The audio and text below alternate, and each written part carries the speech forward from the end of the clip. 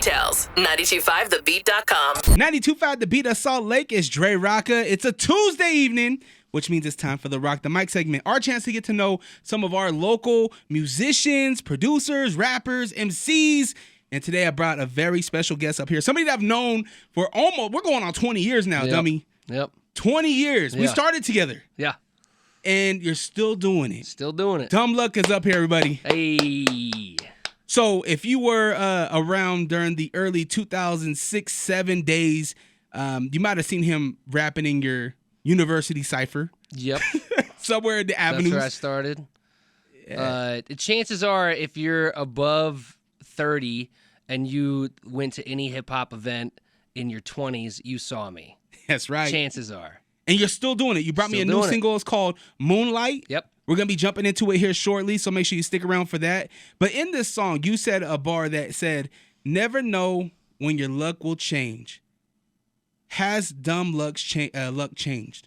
No. Not at all. Well, yeah, it does, but luck is, like your luck changes for the good, your luck can change for the bad. So it's like it balances out. It's kind of just, but I don't know. The whole idea with that line is just like if you give up on something, you don't give it a chance to have that luck change. If you're working towards something, doesn't matter what that is, you're trying to change your lifestyle, you're trying to create a positive lifestyle, or you're trying to stop drinking, or you're trying to anything. If you don't stay at it, you don't give it the chance for the luck to shift. Is what that was kind of about. Kind of dedication to believing in your path, believing in your future. Yeah. Is what that was. So yeah, my luck has changed in that regard. Have you always believed in yourself and moving in the direction that you want to move? Yes and no. A lot of the belief in myself that I have now was hard fought through like pretending to believe in it for a long time, if that makes sense. When I was younger, in my 20s and working on music and stuff, I didn't think that I always doubted it. I always doubted myself, but I wouldn't let that stop me from pushing through and continuing to keep trying and continuing to keep growing. And somewhere along the line, that stopped being a thing that I had to really push back on, the doubts. Now I'm I have that confidence. And so, yeah, I believe in myself a lot. That's why I'm still doing it. Yeah. That's why I'm still doing it, baby. And you're an artist producer, right? Yes. You make a lot of beats. I see them on your Instagram. What's your Instagram, by the way? At Dumb Lucky. DUMBLUCKY, all one word. You can see him making beats on there. It's really inspiring, man. It's really motivating because I don't make beats. Yeah. But I feel like if I was behind the drum pad, I could make them just because you make it look so easy. Yeah. So what inspired you to start making your own beats and producing your own music? When I just the producers that I knew weren't making, there was a sound that I had in my head. There was I had a friend who was an EDM producer, and he would make these really cool songs that just kept building and building and had chapters to them. Just these beats that had chapters. And I was I want to write songs over beats like that because it gives you an emotional, kind of it tells a story.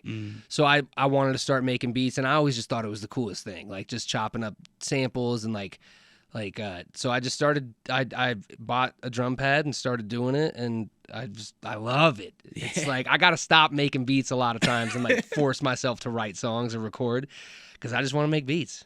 I mean, it's beautiful, man. Yeah. You make really good music. Thank you. And you've always been really talented. So to see you put that in the forefront and be yeah, I'm also really good at these beats too. I think that's really dope. Yeah. Now, what really inspired you, or what made you fall in love with music? Not necessarily just hip hop, but music in general. Was there a band or Jurassic 5 Quality Control? That album came out when I was in second grade. I saw World of Entertainment on The Box, if you guys remember that TV channel. And I listened to that album, and it was that. I felt that was a moment of consciousness. That's when I awoke to life. I was oh, I don't know what this is, but I'm all about it. And from there, it was The Roots, Eminem, obviously, because I was that era. 50 Cent, Dr. Dre, DMX, Nas. No, no. But that was Eminem he was the biggest deal at that point. Oh, yeah. In 1996, right after Pac passed, Eminem shows up with My Name Is. I didn't even like him. I was like, who's this My Name Is dude? This sucks. My homie had his tape, made me listen to the other songs on the album, and it was Still Don't Give a F, the last track on the album, and I was like, yo, this is like, and then just hip-hop's consumed my life. Like, I've dabbled with other genres listening to it, but it's not for me. I don't, there's no, like, rock music that I go back to. There's no folk music I go back to. I'll occasionally listen to stuff that my dad used to listen to just for nostalgia, but it's all hip-hop all the time. I don't know why. I'm just like, since second grade, I've been in love with this culture, and I can't put it down. Well, I think you're representing it right. You know I hope what so. I think you're doing a really good job at it. These artists that you mentioned, right? Your birth to hip hop was Jurassic 5. Have you had a chance? Because I know you've opened up for a lot of people. Yep. Have you had a chance to open up to some artists that you looked up to? Oh yeah, dude. I got a chance to meet Common, one of the coolest dudes I've ever met, hands down. Probably the coolest celebrity I've ever met. I actually got a chance to meet Charlie Tuna from Jurassic 5 just recently. I had met him before, but not as a rapper. I met him as a fan when I was 15. I went to their last tour they did at Kingsbury Hall. Kingsbury. Yeah. And I met him and told him that, like, hey man, like, I just wanted to say thank you because, like, I've been rapping for the last 15 years and that's because of you and because of you guys.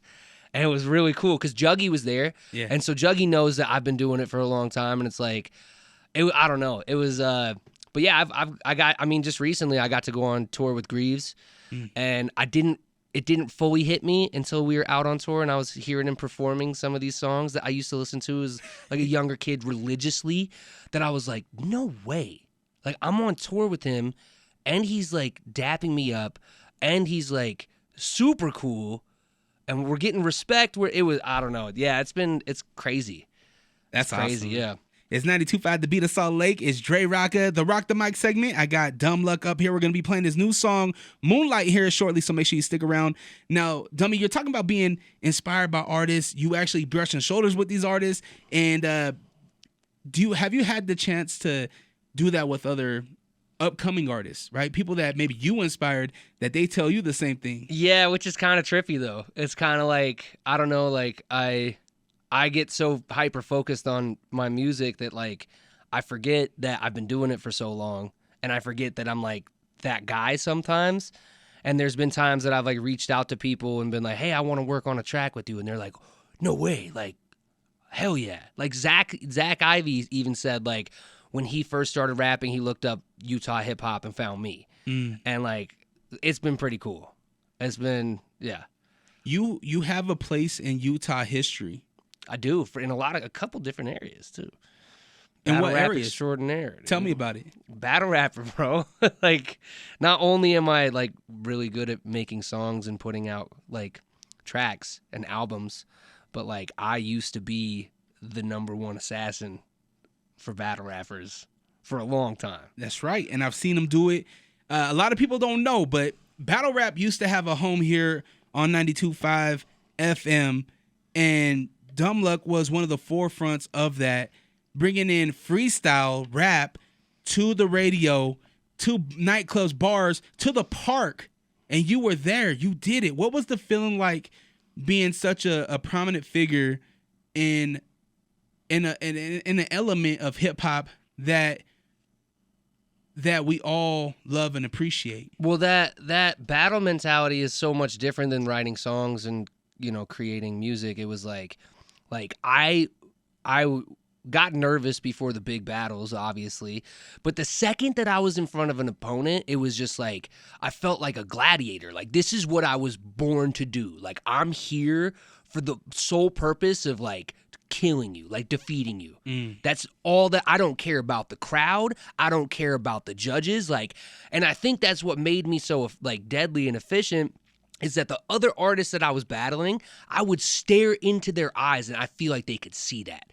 They, like, I wasn't just out there to get high fives and like get street credibility. Like, that was my arena. And that's how I blew off steam. Like, and it was a rush like no other. Like, I'll never get that again. Like, there's been a few battles where at the end of my round, my hands are completely numb. Like, the adrenaline is flowing. So, I miss those days, man. Ooh. you say you miss those days, but I feel like those days could be tomorrow. They could. What would it take to get Dumb Luck in a battle? I don't know. It would need to be a credible situation. It's just I feel like I accomplished what I set out to do, which was prove that there's not many, if any, that can beat me, which I did. And it just, for me, it ran its course. I don't have that fighter spirit anymore for that. Like, I don't feel the need to prove that I'm that guy anymore. Like, I don't doubt that I could. I definitely got that, especially with freestyle. I got that anytime, any second, I'm ready. But I really like making songs. I really like fleshing out like tracks and like trying to capture vibes that will, like kind of uplift. Whereas like I felt like battling for me became such a negative sport where it's like I'm especially with like the new format with you writing battles, you're writing your rounds. You're spending up, like a month or 3 months thinking about the rudest thing that you can say to somebody and how can I tear this person down and make them look stupid. And I take that so serious when I do it that I'm in this mindset of like aggression, and it didn't like vibe well with me for a while. I didn't think about that aspect of preparing for a battle. You really are going into a dark place. Like you're not. I mean, there are compliment battles, but that's not what we're doing, right? Like you're going into a space of I'm gonna murder you on these vocals right now. Yeah. So I think that how does Dumb Luck, I guess, scratch that competitive scratch? Making tracks, barring out. I got just writing a hot 16. I don't have that. I think that itch died. As I got older, I stopped. I don't feel the need to prove myself anymore. I stand behind the work that I do. I stand behind the art that I make, but I don't feel the need to prove its worth to anyone, if that makes sense. I don't think you have to prove anything in the city because you're solidified. If people want to know what you're about, they have a whole catalog they can go back and look at. Yeah. And and the only reason why I ask you the competitive spirit is because I don't know. I don't think that ever leaves somebody. Now you said that you'll be down for a freestyle battle. Yeah. Right. So maybe that's a way that you can scratch that competitive scratch. Yeah. I mean, I've thought there's a chance that I'll jump back into battling. I've talked to some people about it. People keep twisting my ear. And it's not that it doesn't sound fun. It's just right now I'm working on an album. I want to get the majority of that done before and again, like if I'm taking time to prepare for a battle, like I'm taking that serious. Yeah. So it's going to be time consuming. And right now that's just not what I want to give my time to. It's 92.5 The Beat of Salt Lake, Dre Rocka, the Rawk The Mic segment. I got artist, producer, and even I'm going to say filmmaker. Yeah, thank you. I appreciate that. My man Dumb Luck's in the building. Now, when did you pick up the camera? When did you decide to actually shoot some of your videos? Well, I used to shoot all my own work. I had a friend who helped me shooting all my own work.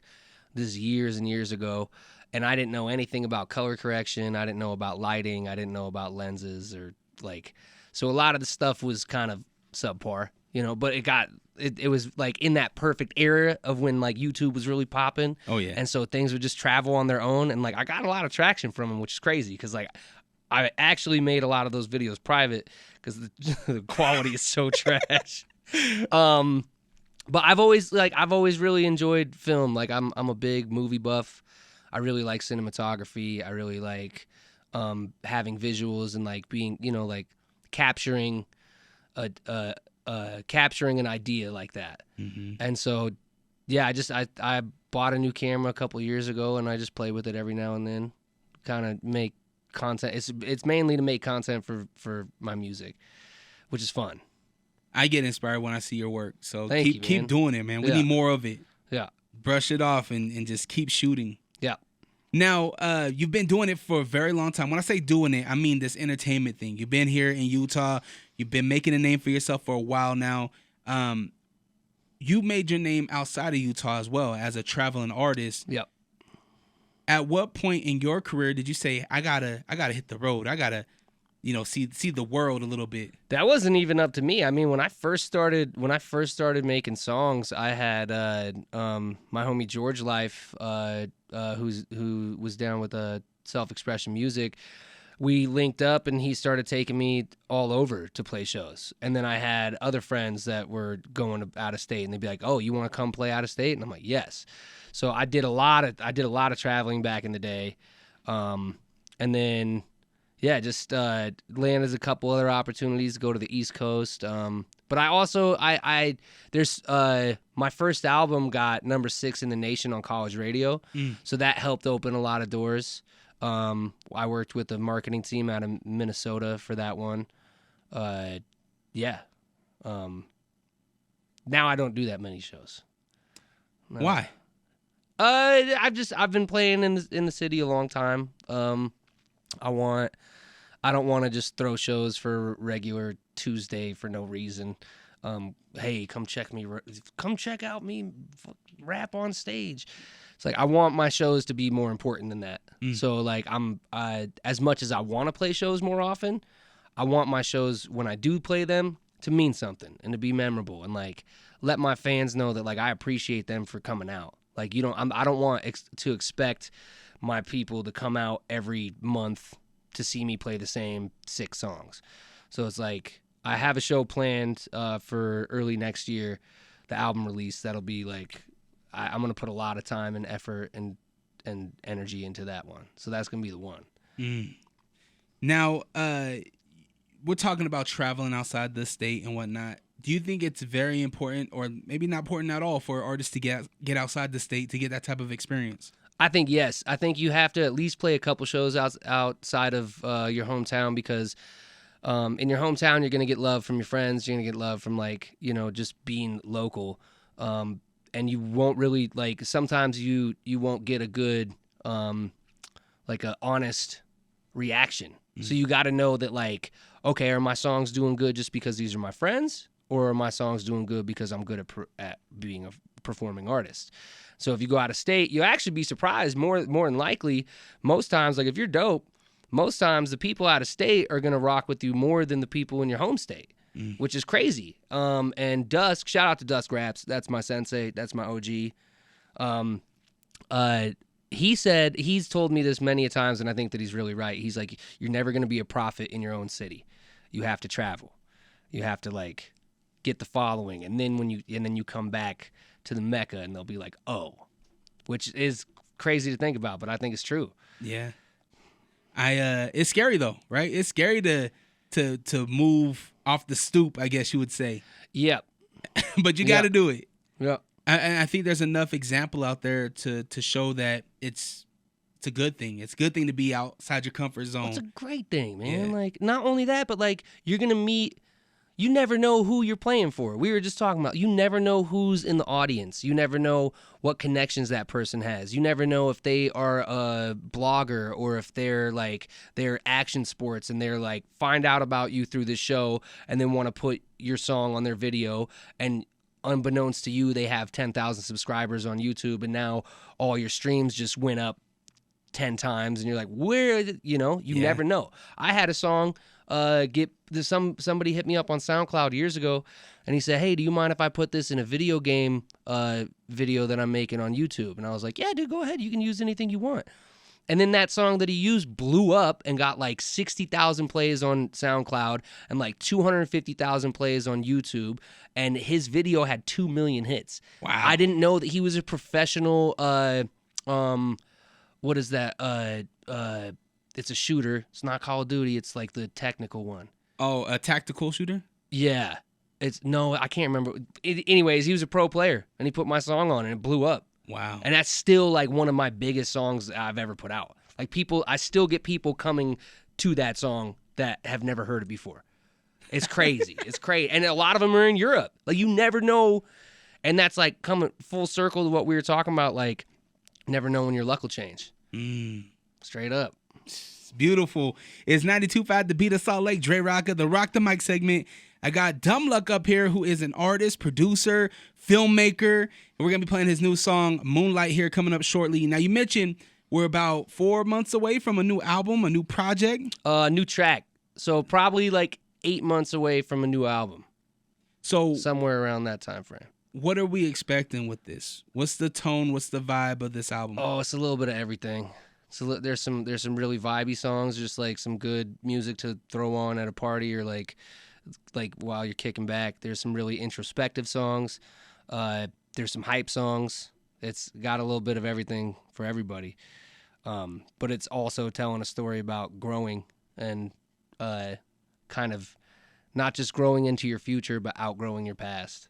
Tending to your garden, like harvesting the fruits of your labor, and not comparing them to others. Just being happy with what you have and trying to make the best of that. It's relatable. Yeah. That's very relatable. Now, we're approaching 1 year since you dropped Monsters. Yeah. Which was an EP that you dropped last year. One of my favorite projects that you've ever released. Thank you. What did that project mean to you? That project meant a lot because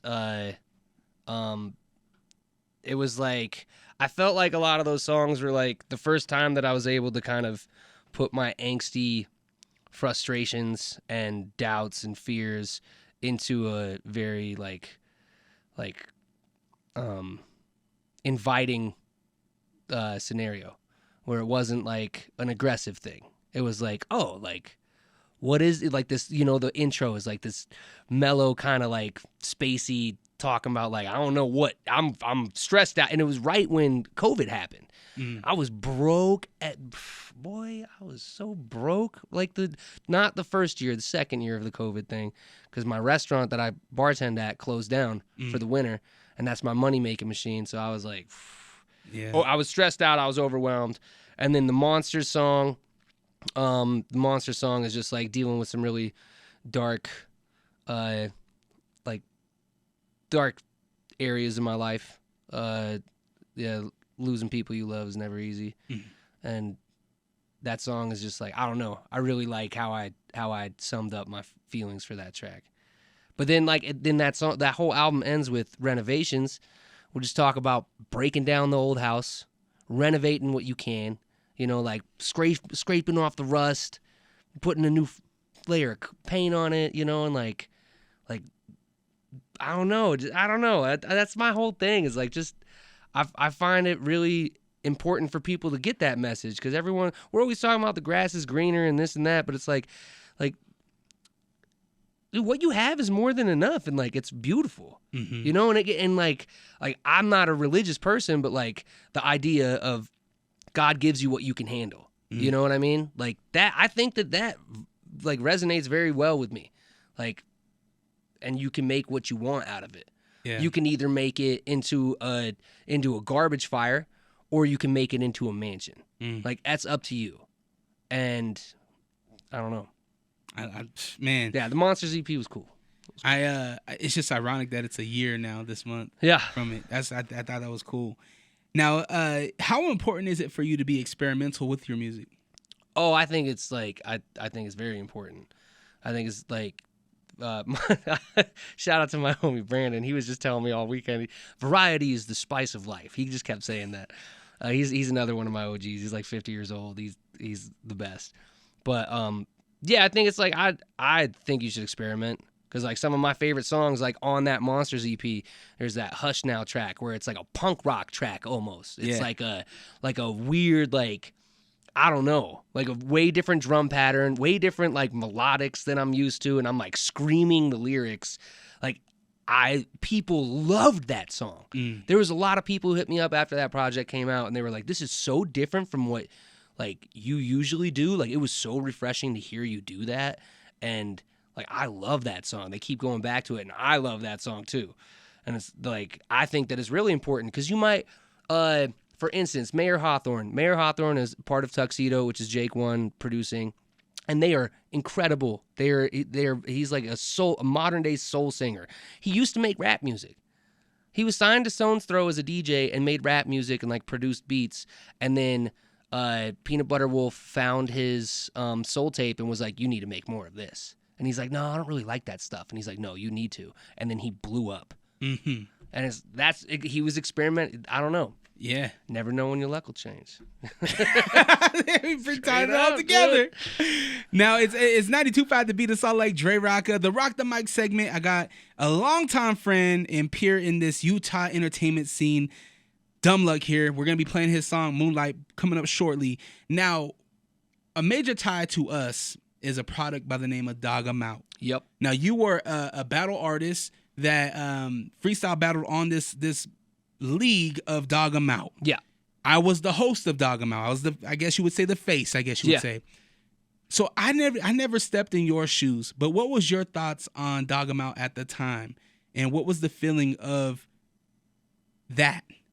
Dog 'Em Out was like, for me, it was really cool because when I first started meeting like people who were rappers and producers and DJs and stuff like that in the city of Salt Lake, they always talked about the old days of Uprock when there used to be ciphers and there was like battles at Five Monkeys and there was battles here and there. And I always wanted to do that. Like I was like, this is even before I started rapping. This is just like friends of mine that I knew. And then I start rapping and there was really nothing. There was nothing. And there was like a couple things here and there. And then I just remember hearing like, there's a freestyle battle going on at Cinco de Mayo. They did it last year. It's at the USANA Amphitheater. This company, Dog 'Em Out's, throwing it on. And I went down and made a fool of myself. I spilled a whole can of orange soda on stage. I remember that. Yep. I beat myself more than any other rapper could ever beat me. All right? Ever. I was embarrassing. And then Dog 'Em Out just kept putting on more battles. And I was like, this is what like I need. Like this is like what the city needs. But they didn't just put on battles. They would throw events around the battles. They would put on showcases and then have a battle in between and then bring out more artists. And it was like a really cool thing for the city because it brought people together. It brought like I met a lot of people I would never I'm sitting here now because of Dog 'Em Out. Because we met through Dog 'Em Out. Likewise. Yeah, it's like it was a really cool platform for like battle rappers or MCs or just artists in general, like hip hop artists in general, because it gave you an outlet. There wasn't a lot of that going on back then. I think we're safe to say it because I've seen it posted on social media, but there's a documentary being worked on for this era in Utah entertainment. And I'm excited to see everybody's bits and pieces from it because I don't know your perspective of it. Yeah. Right? And the same thing, you don't know my perspective. So to see this whole thing become one product, I'm really excited about it. And it will help you understand how far Utah entertainment has come and to see where battle rap is now, what Mic Masters, and see some of the grind and some of the ugly battles that we've had. There was fist fights at some battles. Yep. There was bad, violent things happening in parking lots, and people don't understand what us in the community had to go through so they can be where they are now. And shout out to Mic Masters for continuing to put on these battles for our community. It's very much needed, and these guys, I know they appreciate it. Yeah, for sure. All right. Now, Dummy, I want to jump into a segment called This or That. Okay? Very simple, very easy. I'm going to give you a this or that. You have to pick one. Okay? First one. Cold brewski or a nice bottle of wine? Brewski. Yeah. Always. All right. Are you an IPA guy? No. I'm What? I really like lagers and pilsners. Lighter stuff. You can drink more of them. I'm surprised. You said you're Irish. Yeah, I'll drink a stout. I'll drink a stout. All right. Ice cream or popsicle? That one's hard. Ice cream. All right. If you're going to say popsicle, I'll say pops. All right. A day skating or a day in the studio? Both. Is that allowed? This or that? This or that? It's not called both. A day skating, because I can do the studio when it's winter. I can't skate when it's winter. I like it. Battle freestyle or prepping a written? Battle freestyle. Boom Anytime. bap or lo-fi? That's tough. That's so tough. Boom bap. I have to go with boom bap because there's more music that I like and listen to from boom bap, and it was more important to the culture. Lo-fi is like cool, but boom bap. Is lo-fi a fad? Or do you think we'll see lo-fi for a while? Dude, one of my favorite artists is this guy Mavi, and he like, I wouldn't even say it's lo-fi. It's like this weird blend, But it's like I think lo-fi is really cool because it's just like it's like jazz. It's like smooth jazz. Yeah. It's like our generation's smooth jazz. Mhm. Like, Give me horns and anything, and I'm excited about right? it. Yeah. Have you you know an artist by the name of FKJ? Sounds familiar. I'll send you a link to him, but he does a lot of like lo-fi type of work, and he does all his own music too. So he's on the horns and it's live instruments too. Okay, dope. So I think you'll like it. I'll send you a link. Plane or road trip? Road trip. All right. I thought you would be tired of road tripping by Yeah. now. I love, especially on a road I've never been down. I don't know, something about it. Feels free. Dude, Feels like an adventure. Me and my family, we went to Cheyenne, Wyoming, and man, when we got to Rawlins, oh, it was so sketchy. Oh man, we almost tipped over. It was so icy. Oh yeah, that stretch is gnarly. It's horrible. Yeah, awful. All right, Tony Hawk 1 or Tony Hawk 2? Tony Hawk 1 because I don't remember 2 that well. 2 was the school. Yeah, yeah, Tony Hawk 1. I played way more of that with the eyeball bowl. Yeah. Yeah, 900. That was at Burnside Bridge. Yep. When I lived in Portland, we used to eat frozen burritos right there in the bowl. Tight. All the time. We used to go to Copeland Skate Park or Copeland Skate Store. We used to grip tape our own. I skated a little bit. They used to call me acid drop because that's all I could do. I couldn't ollie, I couldn't kickflip, but I could acid drop off of things. Yeah. All right. All right. Behind or in front of the camera? In front.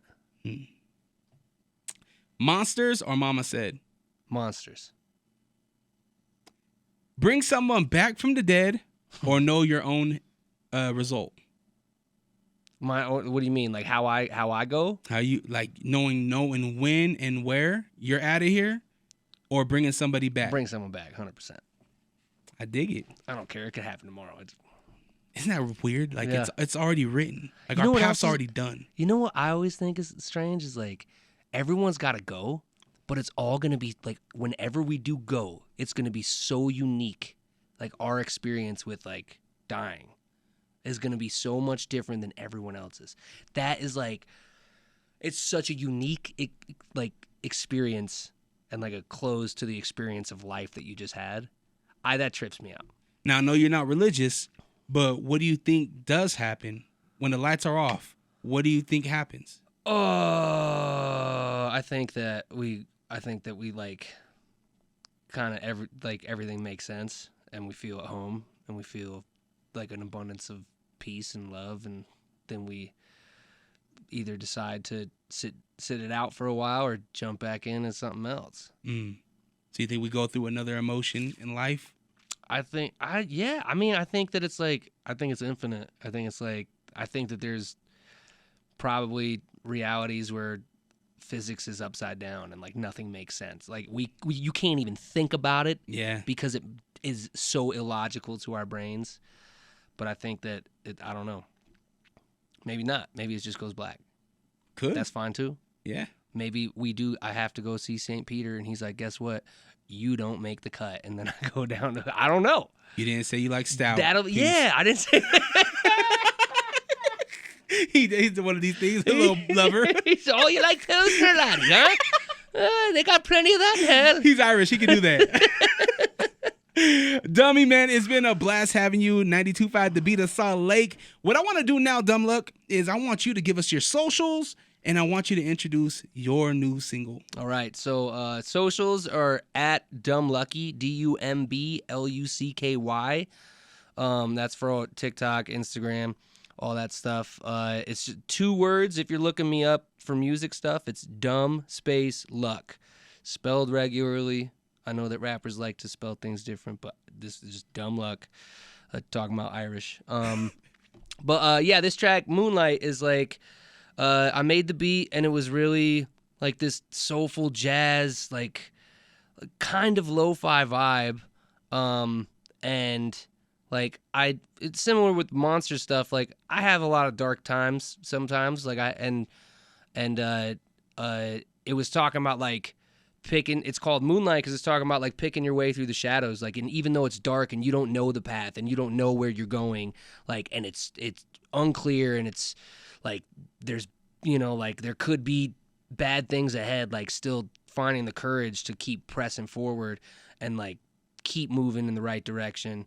and find peace in, not just do that, but like find peace in the experience of like the journey, and like talking about self-care and like how, you know, life is always moving at the speed of light, and it's like sometimes like it's hard to do, but you really just need to take some time to just chill, just like read a book, or like just go sit outside with your cat or your dog and like have some coffee or have a stout and just be in the moment and be okay with like, yeah, you got credit card debt and you have this due by then and you have this bill and you have, and work sucked and this, that, and the other thing, your car, you got to get an oil change. Like, these are all real things that I'm going through right now. But it's like, you can't do anything about that all the time. Like sometimes you just need to, so what?